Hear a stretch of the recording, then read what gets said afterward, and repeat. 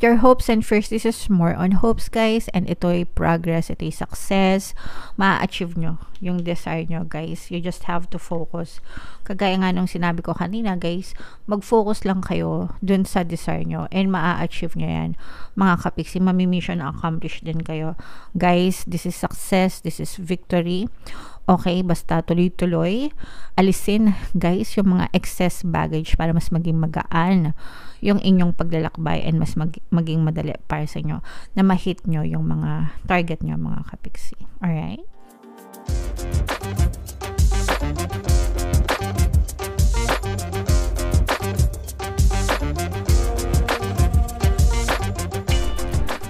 Hello guys, hello Libra. Welcome back to Pinay Pixie Tarot.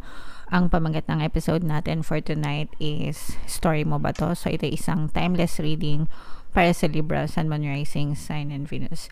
Sa reading na to guys, titingnan natin where you are right now, mga potential and challenges nyo, what you need to focus on, your past, present, future energy mga kapiksi, mga suggested approach, and yung potential future ng story na to guys.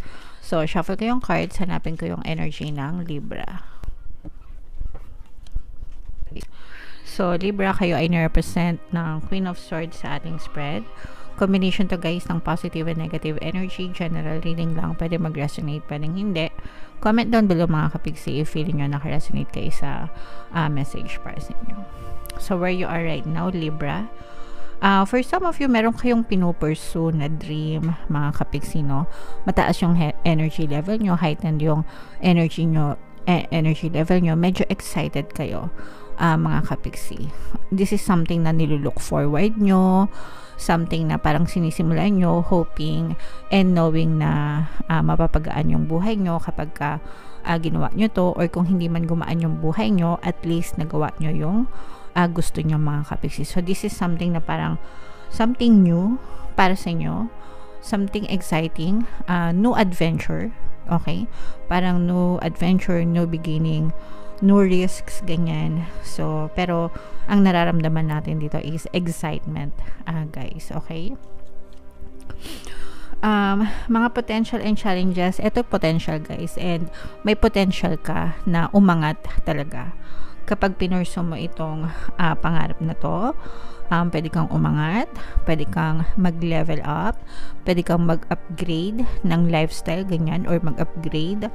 Parang ikaw, ina-upgrade mo yung, ma-upgrade yung sarili mo mga kapiksi dahil dito sa bagay na to. So, push nyo lang guys, hindi naman yan agad-agad, pero yan yung potential nyo mga kapiksi. Alright? What you need to focus, you have to focus on your desire guys. Kung ano yung desired result nyo, yun yung i-focus nyo because yun yung mamamanifest nyo. Always remember guys na whatever you focus on manifests. Kung ano yung fino-focus ng attention nyo, yun yung nagmamanifest sa 3D nyo. So whether it's negative or whether it's positive, all is true sa iyo. And kung ano yung tinanggap mo na totoo, yun yung mapupush out sa 3D mo. So make sure na you focus your attention, your energy dun sa desire mo para yun yung mag-manifest sa 3D mo. Okay? Alright. And your past, mga kapiksi, sa past mo guys, punong-puno kayo ng pangarap, punong-puno kayo ng inspiration. Maybe matagal mo na tong ina-aspire, matagal mo na tong dream, matagal mo na tong ninanais, no?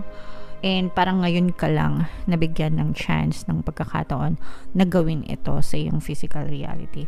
So I'm sensing na parang hindi mo ito sasayangin kasi parang i-dedicate mo, yung buong buhay mo para lang magtagumpay ka dito mga kapiksi. So you have to make it really work for you. Okay?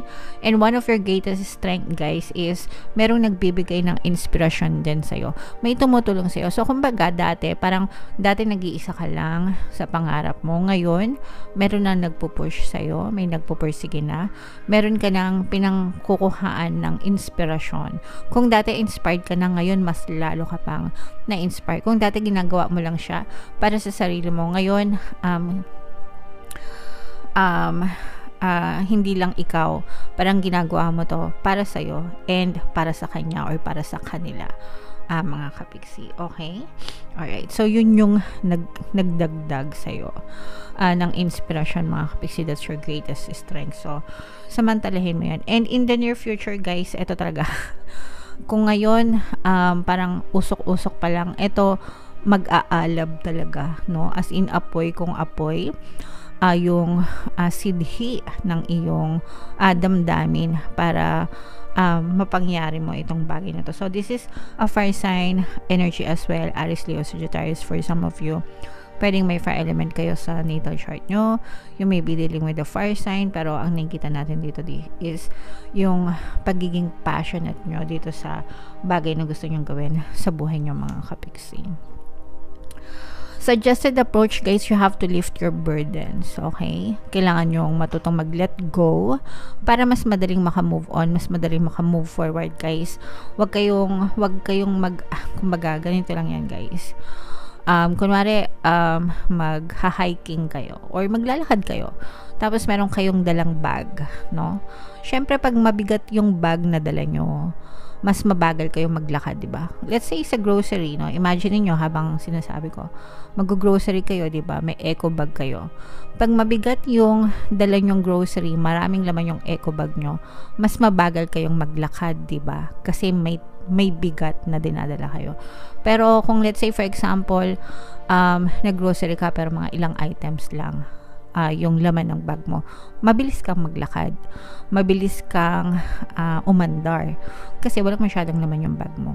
So you have to lift your burdens, gaangan mo yung mga pabigat, yung mga kailangan mo nang i-let go, yung mga hindi na kailangan sa bag mo, alisin mo, kapiksi, no?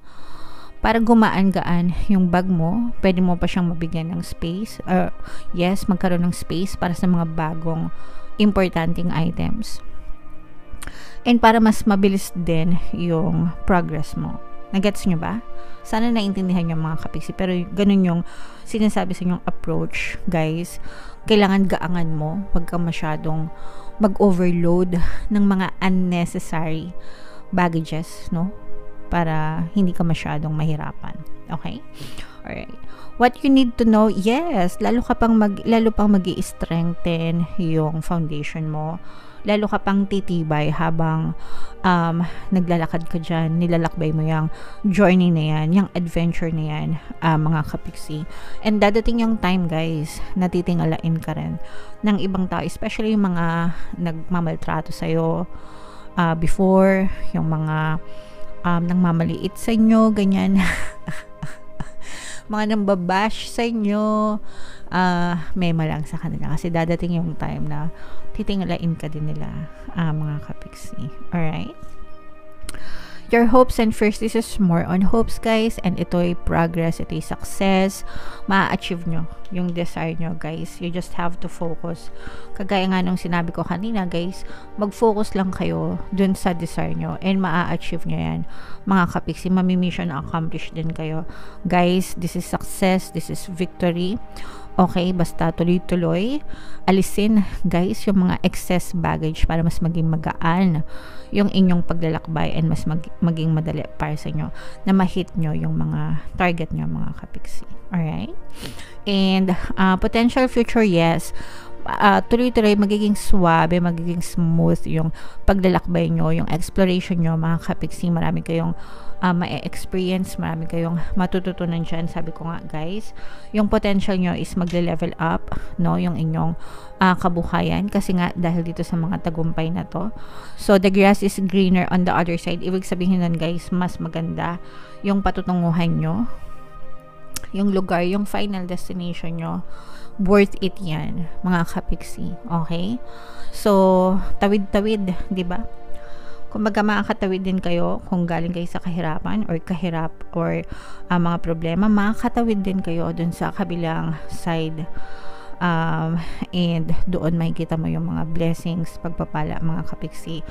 Basta magpursige ka, don't give up, persist, sipag at syaga, guys, and believe in yourself. Okay? So, very positive, guys. I-mind nyo lahat ng magagandang, energy sa reading. Mind manifestation, mind success, mind journey, mind level up ng kabuhayan, kasi nakikita talaga natin na gumaganda, no? Gumaganda yung pamumuhay nyo, naaayon siya dun sa desire nyo talaga, mga kapiksi. So, tingnan natin yung additional na mensahe sa inyo, guys. Shuffle ko to habang sinushuffle natin to. Panoorin nyo muna yung video natin regarding sa ating paano mag-manifest ng abundance video course. Kapiksi, sawa ka na ba sa mga struggles at hirap sa buhay mo? Masipag ka ba at masikap sa buhay ngunit hindi ka pa rin umaasenso? Ilang beses ka na bang nag-attempt magnegosyo at mag-invest pero palagi ka pa rin nalulugi? Sa pagkakataon na ito ay maaaring may subconscious beliefs ka na nagiging balakid sa iyong pag-unlad at pagyaman. Introducing, paano mag-manifest ng abundance video course. Dito ay matututunan mong ma-overcome ang mga balakid mo para tuluyan ka ng umunlad, umasenso, sumagana, maging matagumpay, successful at maswerte sa iyong kabuhayan, pera, trabaho, negosyo, salapi at kaperahan ng bonggang-bongga. Dali, mag-send na ng email sa pinoypixitaro@gmail.com at simulan na ang iyong pagyaman ngayon. Alright. So, guys, sabay-sabay tayong magpayaman ngayon 2024. Mag-avail na kayo ng course, guys. Sobrang ganda niyan. And ngayong April, may promo tayo. Magbibigay tayo ng 200 pesos na discount, guys, sa lahat na mag-avail ng course. Kaya mag-avail na kayo, mga kapiksi. Sobrang ganda niyan. And meron din tayong email coaching. Manifest your desires using the law of attraction. If meron kayong mga specific na gusto nyong i-manifest, guys, pwedeng love and relationship, pwedeng money or career, pwede kayong magpabook ng email coaching session with me. Mag-send lang kayo, guys, ng email sa pinoypixitaro@gmail.com. So, ito yung additional message sa inyo, guys. Sobrang swak na swak talaga yung mensahe sa inyo. We have adjacent possibilities and woman holding a coin.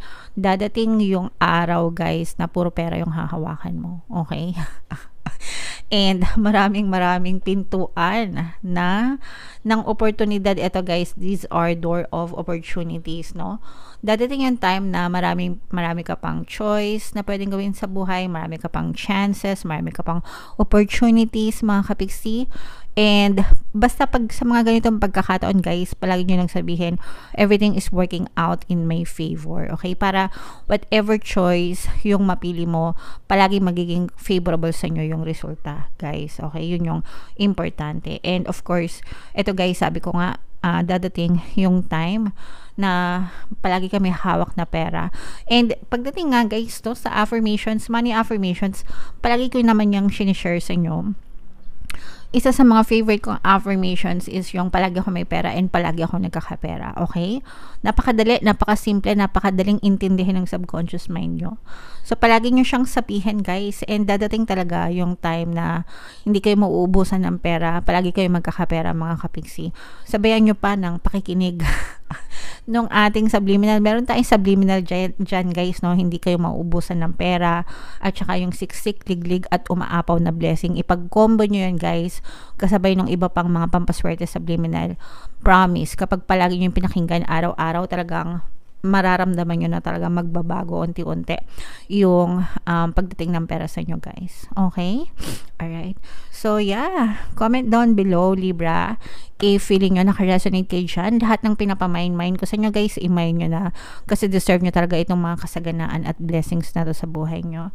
Ito yung ating mga pampaswerte subliminal, guys. Pakinggan nyo para talagang umasenso kayo. And ito naman yung ating success stories ng paano mag-manifest ng abundance video course.